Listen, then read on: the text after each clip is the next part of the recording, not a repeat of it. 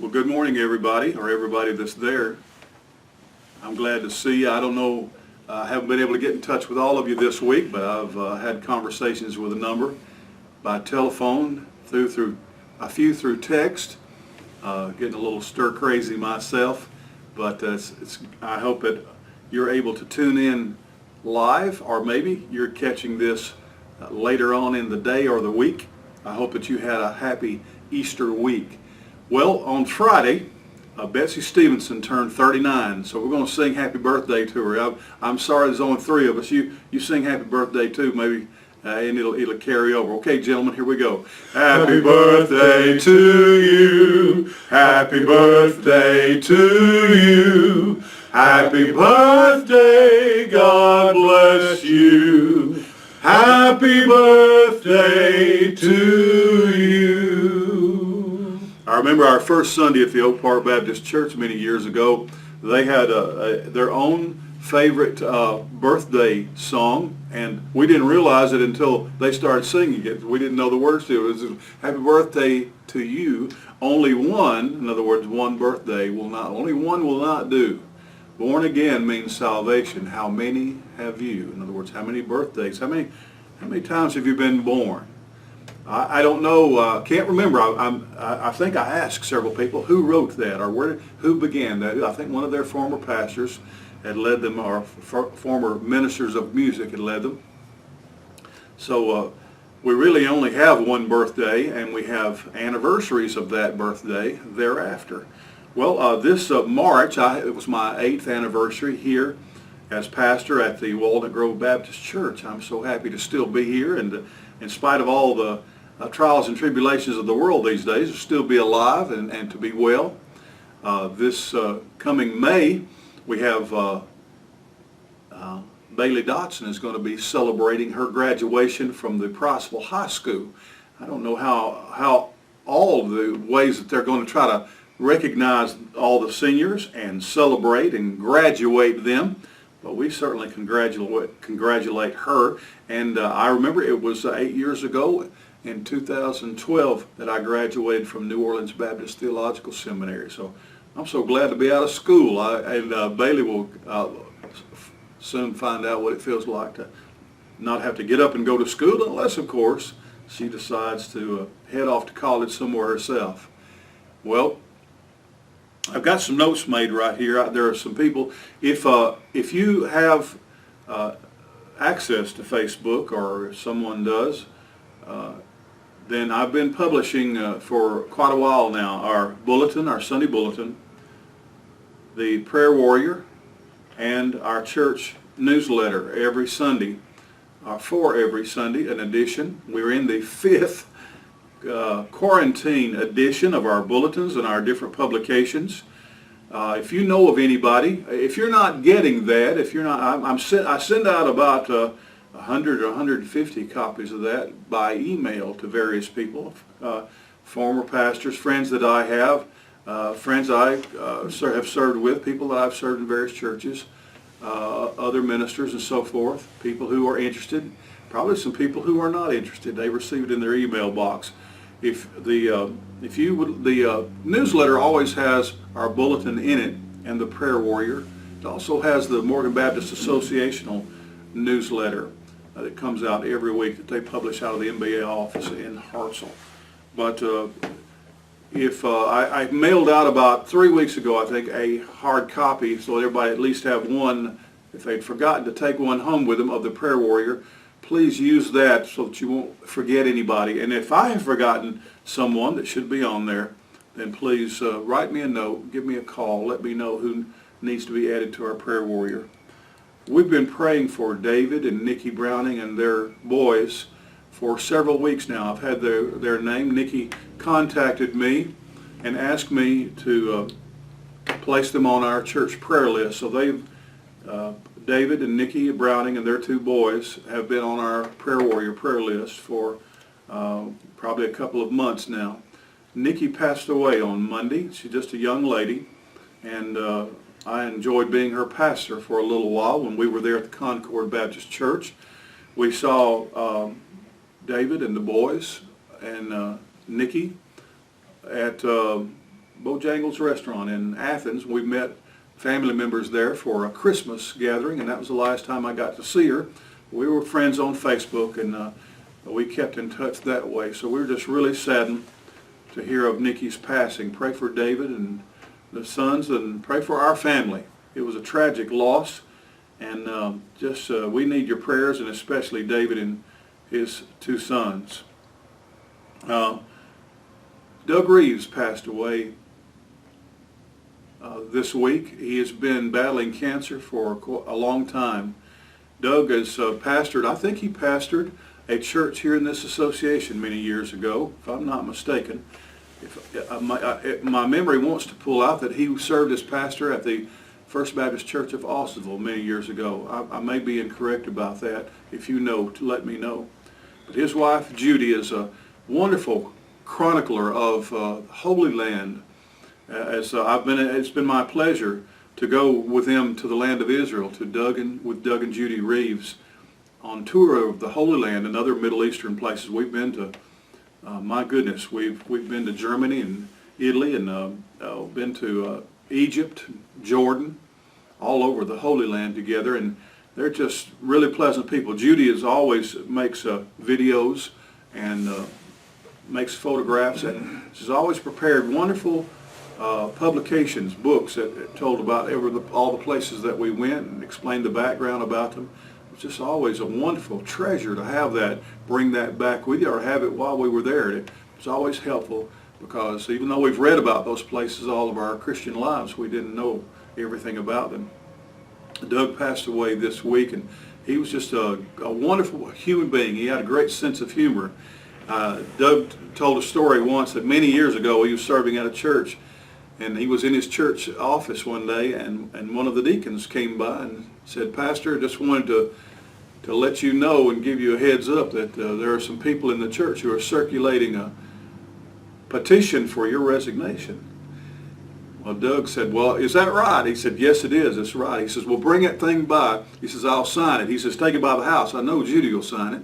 So, you know, that really kind of sums up, I think, a lot of times in a pastor-church relationship. Often it's a kind of a love-hate relationship. I can't think that many people coddled many of the prophets. Someone who's always telling you the truth about yourself can't be all that popular. I know that they're not with me. Well, anyway, pray for Judy. Judy's worked for many years at the University of Alabama there in Tuscaloosa. She was part of the clerical and secretarial and administrative staff, and I think she's been retired for several years now, but she's a precious friend, and we're praying for Judy Reeves. Pardon me. Danny has shared with us, a friend of his and a colleague in former business was Richard Felder, and he has shared with me this week. We've been praying for Richard for, I guess, a couple of months now. He was diagnosed with cancer, and he's a great friend of Danny's and a wonderful companion to have in a business endeavor. And they've stayed in touch over the years, but Danny contacted Richard, and we learned that Richard is in his final stages. He probably just has a matter of a few weeks. But a number of things in Richard's life have clarified, and family relations have improved, and situations have changed, so that there's always a silver lining behind even the darkest clouds. And so I trust, it sounds to me like Richard is at the end of his journey, but you do not know him. I think I may have met him on one occasion when we visited them over in Georgia many years ago. But pray for Richard Felder. I mentioned the newsletter. It has a lot of links in it that are the same every edition, about a link to a gospel presentation, a link to our church website, to our Facebook page, and so forth. Different publications, videos and things like that. They're constant. There is also always a link to, as I said, our bulletin, Prayer Warrior. If you don't get our church newsletter, we don't print one. It's not a paper copy. The only way we send one out is electronically. But if you're not getting our church, Walden Grove Baptist Church newsletter, please let me know and I'll put you on the shipping list. All right, we'll get that to you.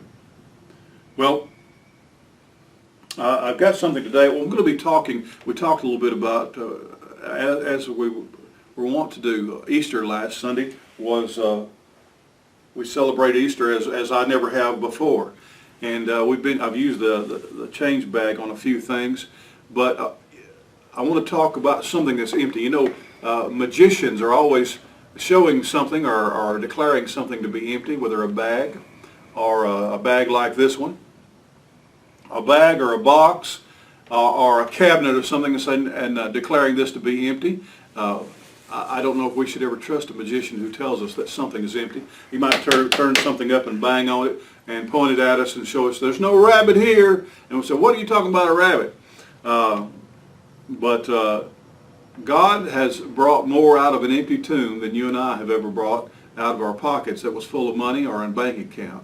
So I've just been of a mind, I guess I probably won't be happy until maybe one day in the future we have an opportunity to celebrate Easter in a more traditional way, and maybe even have an Easter egg hunt. You know, I haven't seen my granddaughters except through video exchange in 2 months now.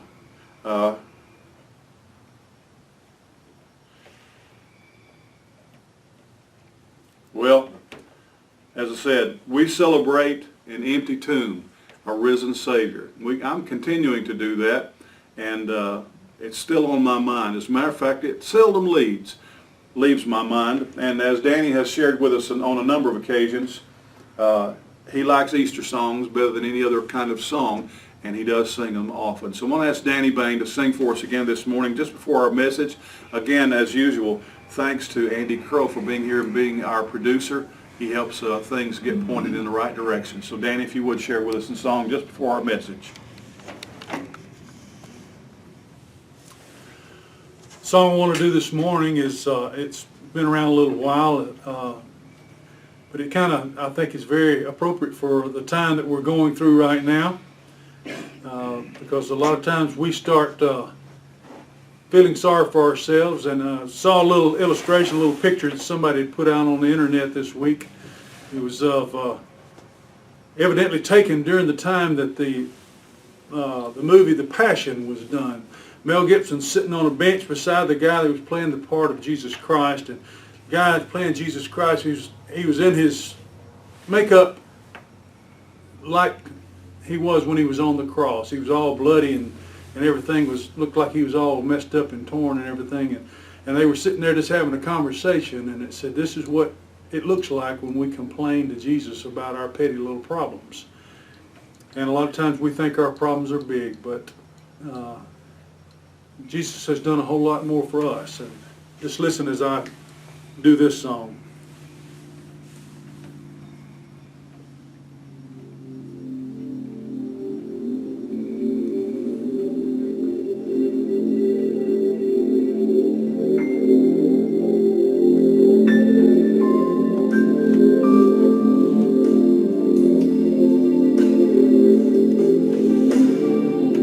Pathways broken, signs are unclear.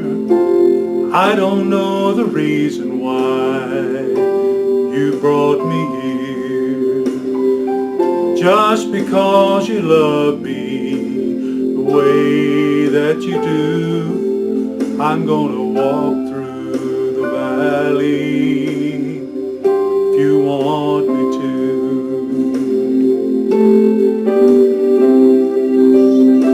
'Cause I'm not who I was when I took my first steps, and I'm clinging to the promise you're not through with me yet. All of these trials bring me closer to you, then I'll go through the fire if you want me to.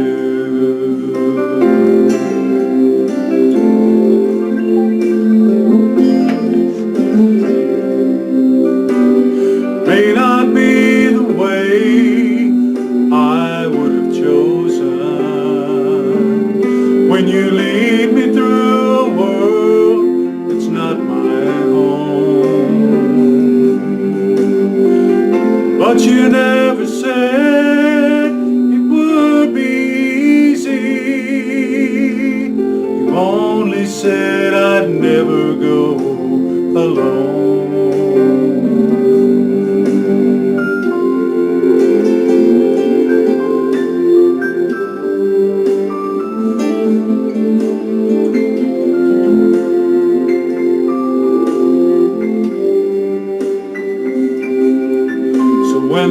whole world turns against me, and I'm all by myself, and I can't hear you answer all my cries for help. I remember all the suffering that your love put you through, and I will go through the valley if you want me to. When I cross over Jordan, gonna sing, gonna shout, I'll look into your eyes and know you never let me down. So lead me to the pathway that brings me closer to you, and I will walk through the valley if you want me to.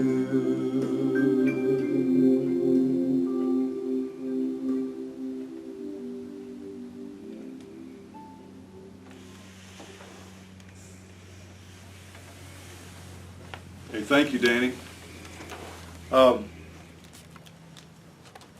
talking with Danny last week, and I actually gave him an assignment, or kind of like Mr. Phelps. This is your assignment. You can accept it if you want to, if you choose to. I know we probably both have stored away somewhere among our belongings various vinyl records, and I was looking for a particular one. He thought he had one he could find, and he hadn't found that one yet, but he found several treasures. I have these. I was going to think I can see that people are popping up on our screen, that the people are tuned in right now.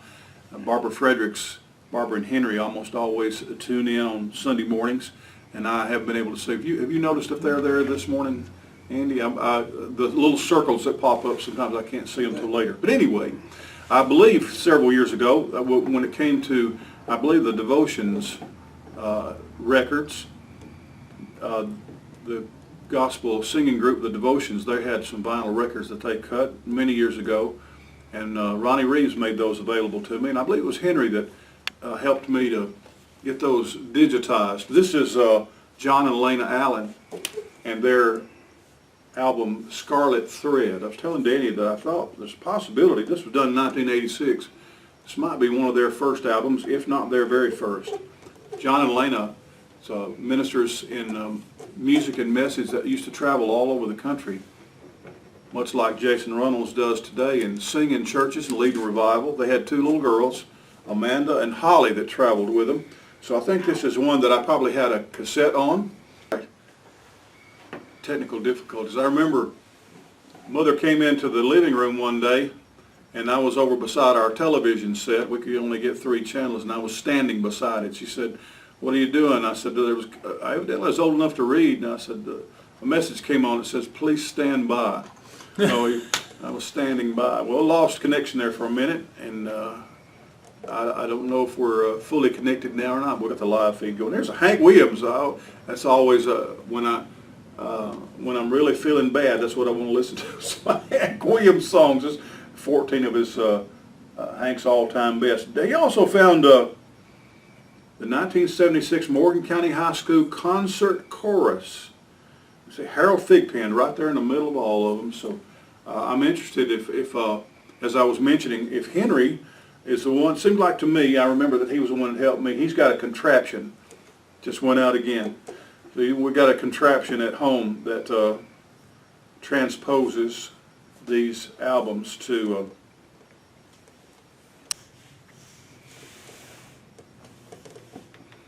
all right. If we're not able to stay connected, people are going to turn over and start watching Ernest Ainsley.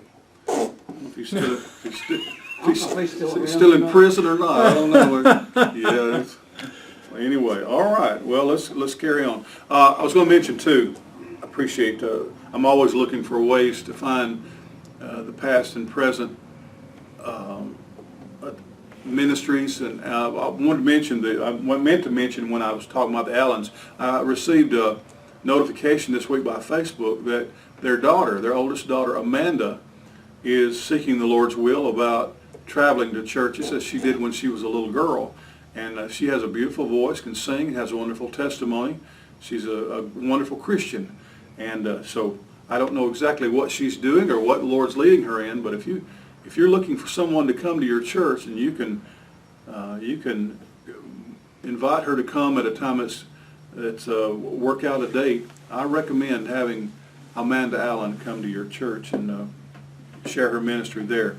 I mentioned the newsletter, but also one thing that we're using to promote our live feed every week. I told Andy last Sunday or Sunday before last that I think we both discovered locally on Facebook there are 3 groups, or probably more, but it's what's happening in Priceville, what's happening in Decatur, and what's happening in Hartsville. I'm a member. They've accepted me as a member of all 3 of those places, and they may be administered by the same group of the same people. But anyway, they're very congenial about letting me promote what's going on here in our church and our live feed and so forth, anything we post there. And they do a pretty good job of trying to police that thing. You know, there's a lot of crazy people, not only in Walnut Grove Baptist Church, but in Priceville, Decatur, and Hartsville, and they're always wanting to post their open-minded musings on these various things, so they have to kind of keep a tight leash on everything, and they do a pretty good job on that. Not bad. I enjoy it. If you want to find out who's running a sale, where the cheapest gas is, who has toilet paper, the important things of life, then you can, I recommend those. You could apply. You can apply there, and they'll accept you as a member probably, unless you're one of those people that are trying to keep out. Well, I did depart. We're really not finished. I had not finished the story of Elijah, so I hope you're not tired of it. Well, you can go talk more about Elijah. Well, I think we're going to finish up Elijah today. But we got to the place where it hadn't rained in 3.5 years. It was getting on close to 3.5 years, and it hadn't rained a drop, and the Bible went to great lengths to point it out and said, wasn't even any dew on the ground. We've had some hardships and droughts of various kinds. Social droughts and of goods and jobs and perhaps money. A lot of people have become ill with this virus, and many people have died. We'll have to sort it all out, I think, after everything is over, and when we can look back on this, we'll get a better bead on it. I posted this morning a cartoon in our newsletter. It shows 2 people standing on a train track, and they're kind of like wiping their foreheads and they're saying, "Whoa, we survived COVID-19." And you can see behind them a big train is coming. It's just right behind them. On the train it says flu. So, you know, yep, thank the Lord we survived the COVID-19. The coronavirus didn't get us. Well, there's a lot more people are going to die this year in our country from the flu, just the everyday ordinary flu, than from COVID-19. That doesn't mean COVID-19 is to be mocked or scoffed at, but I'm just saying, you know, death is just as much a part of life as anything else, and that's the truth. That's why Jesus came to die, because, and that's really what the message is about this morning. You see, in Genesis chapter 1, the first few verses, it says the earth was without form and void, and darkness was upon the face of the deep. God always brings, and He said, "Let there be light." He always brings light out of the darkness. He always brings the light out of the darkness. The light dispels the darkness. He always, for instance, when He told Abraham and Sarah that they were going to have a child, do you know that their son was born many years later after the promise? That Isaac was born out of barrenness. He was born out of childlessness. It seemed to be a point that God wanted to make. When God placed Adam and Eve in the Garden of Eden, He said the consequences of disobedience is death. And so instead of, at that point, just simply rewriting history or starting over, He chose from that moment to bring life from death. Jesus said something very peculiar one time. He said, the only way a seed can bring forth fruit, He said, it's got to die first. I remember when I was a little boy and we lived on Truman Avenue, my grandmother had helped me plant a little garden in the back, and I was fascinated by it. She grew up on a farm, and she knew about planting things and farming and how things work on the farm. And one day I remember we were eating some watermelon, and she said, pick out all the seeds as you eat. And she was teaching me about how that watermelon came from the seeds. And I was just sat there, I'm sure I was wide-eyed, and she told me, and I had already learned a little bit because we planted some seeds, and we saw, but she got the seeds, she'd had them in an envelope, and we planted them. And I saw them come up. We had a little garden in the backyard there at Truman Avenue. And so I said, well, she said, this is where seeds come from. Seeds, apple seeds come from inside the apple. Peach seeds come from the peach pit. And so she was teaching me about life and about the way things happen. And so after we finished that watermelon, she had laid all those seeds out, and we spread them out on a paper towel or napkin or something, paper. And I said, we're going to go plant them now? She says, no, we have to put them in the sun. And so we put them up on the sun, on the windowsill in the kitchen. And she says, they have to dry out. And I don't remember her telling me this, but I've learned later on that those seeds had to die. If we'd grabbed up those seeds right out of the watermelon, and they were still moist from life, those seeds were still alive. They were living seeds in that watermelon, even though we probably got that from a market or from a fruit stand. If we'd taken them out and put them into the ground in that state, they just would have rotted. They would have decayed. They wouldn't have turned into watermelons. And but I remembered that the very first time I read in the Bible that Jesus said, he was trying to teach his disciples, he says, death is a part of God's plan. All the disciples were thinking about was the kingdom for Israel and great power and overcoming Rome by force and violence. But Jesus knew that what God was working was to bring life out of death.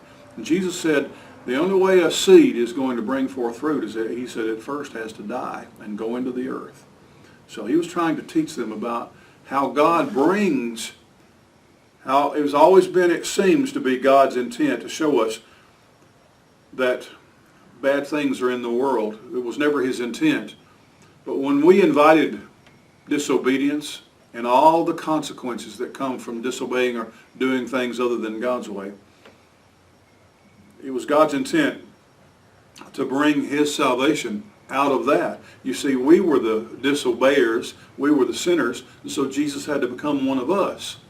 And he had told them that the results of this is death and dying.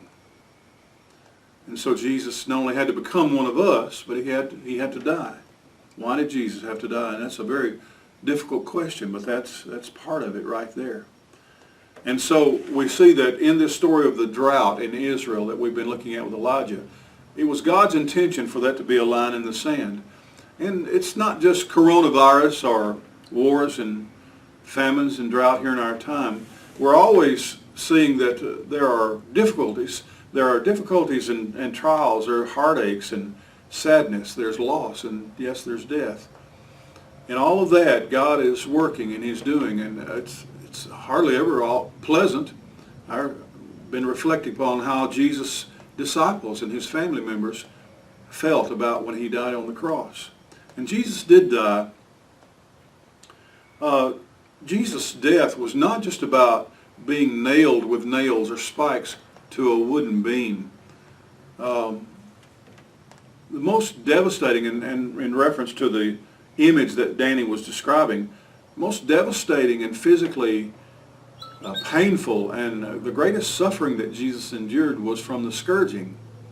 You know, you could endure it. Your hand is made in such a way, and your body's made that if someone just nailed you to a wall or nailed you to a cross, it'd be terribly, terribly painful. But you probably wouldn't die from that. It'd just be a method of torture. But Jesus was scourged. And the idea that Jesus might not have really been dead, and then he was seen in a number of different occasions for the next 40 days.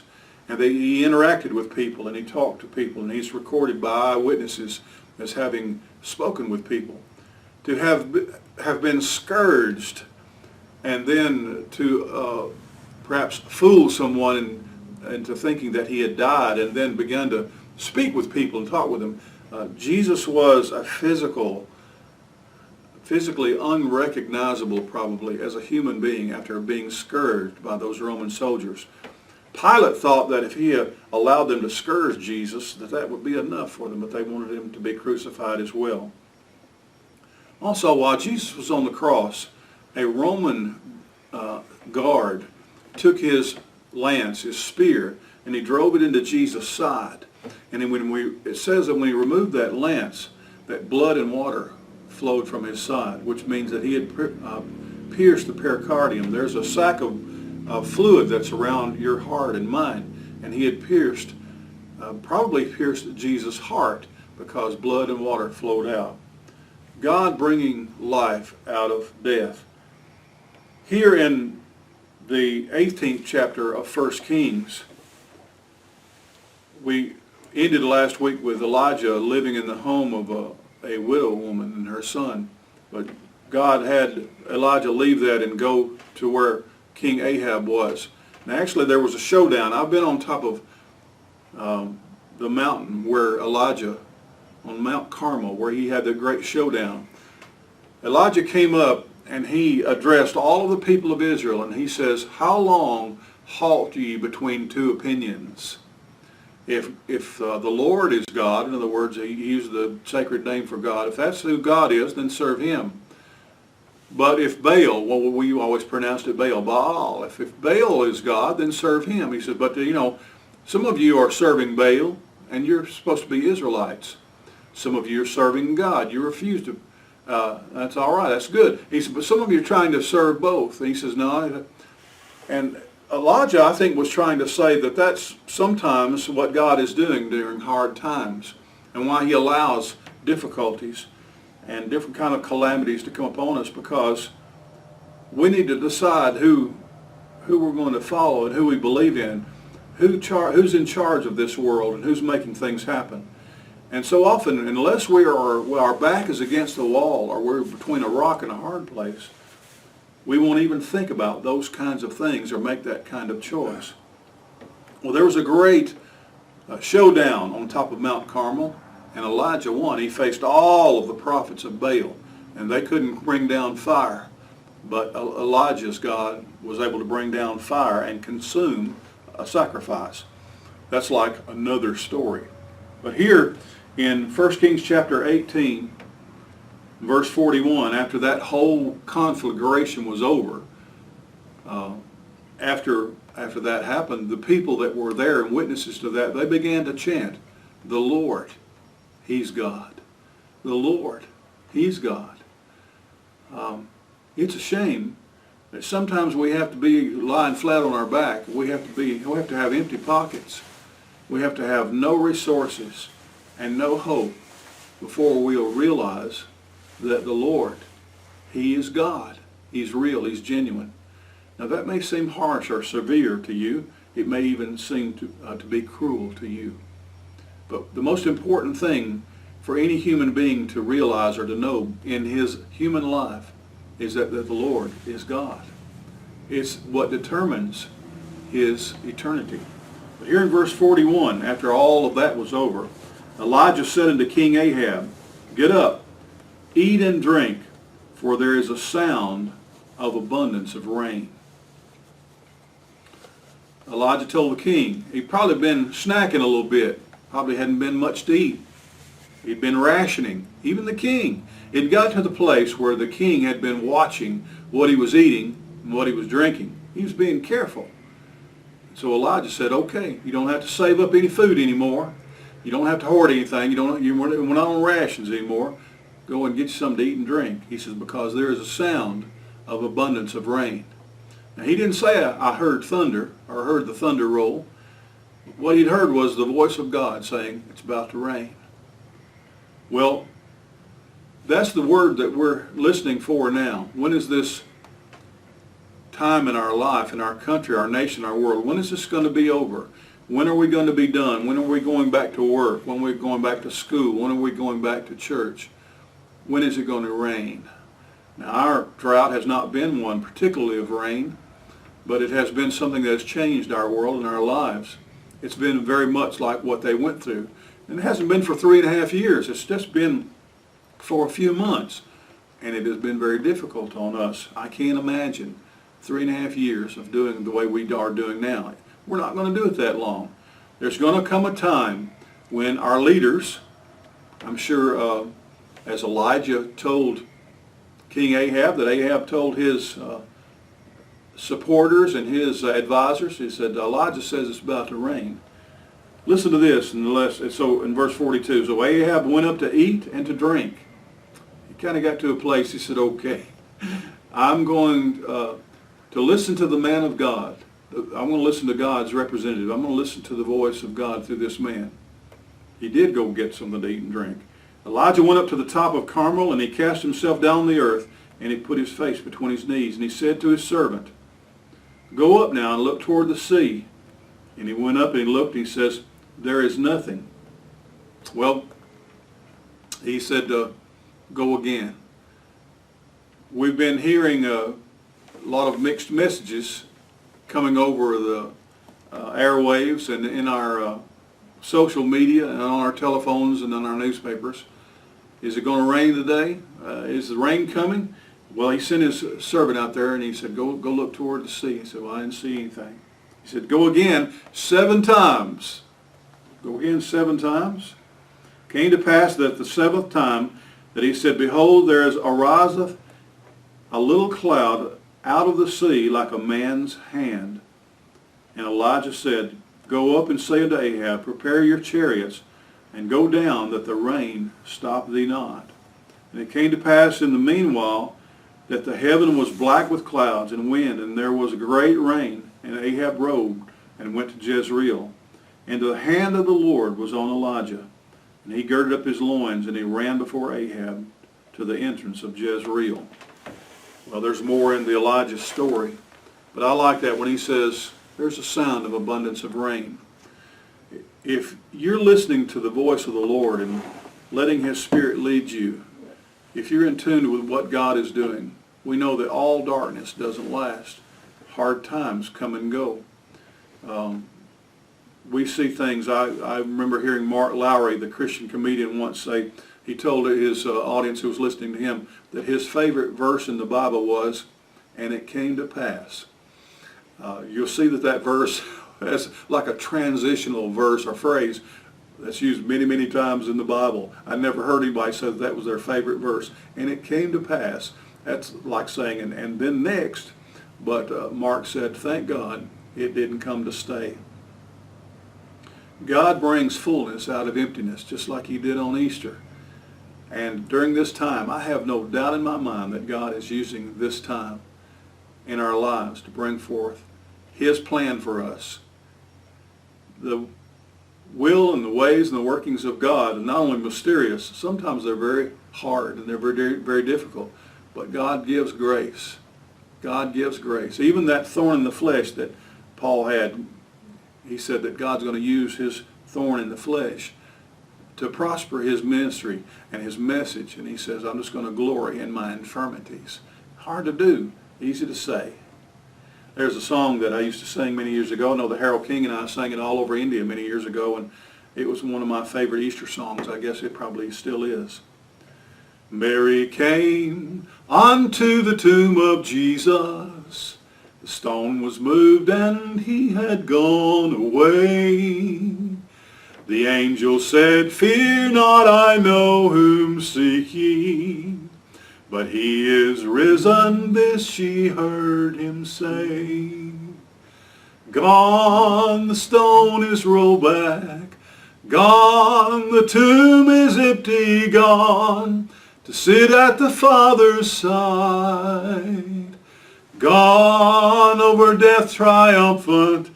Gone, sin is defeated, gone.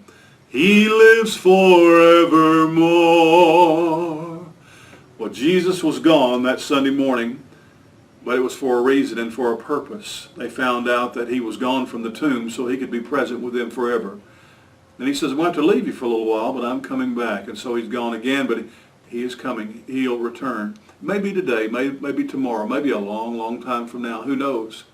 But all the things that are happening in this earth, I like the quote, Dr. Adrian Rogers, as I have many times before, says, "What's the world coming to? What's the world coming to?" And Dr. Rogers said, "The world is coming to Jesus."